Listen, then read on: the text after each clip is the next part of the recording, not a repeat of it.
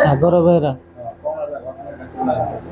ସକାଳୁ ମୁଁ ଝାଡ଼ା ଆସିଥିଲି, ଝାଡ଼ା ଆସିଲା ସମୟରେ 2 ଜଣ ଆସିଲେ ଆଉ ଫାୟାରିଂ କରିଦେଇ ପଳେଇଲେ ସେ।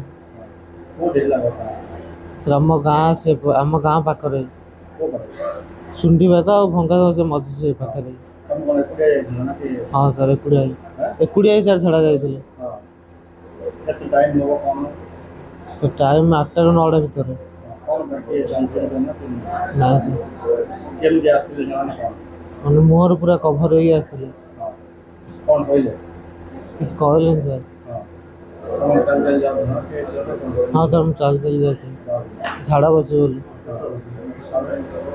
ସେମାନେ ଆସି ଫାୟାରିଂ କରିଦେଇ ପଳେଇଲେ ସାର୍। ଆଗରୁ ଜଣଙ୍କ ସହିତ ଝଗଡ଼ା ହେଇଥିଲା, କିନ୍ତୁ ସେମାନେ ଆଗରୁ ଜଣଙ୍କ ସହିତ ଝଗଡ଼ା ହେଇଥିଲା ଗାଁରେ।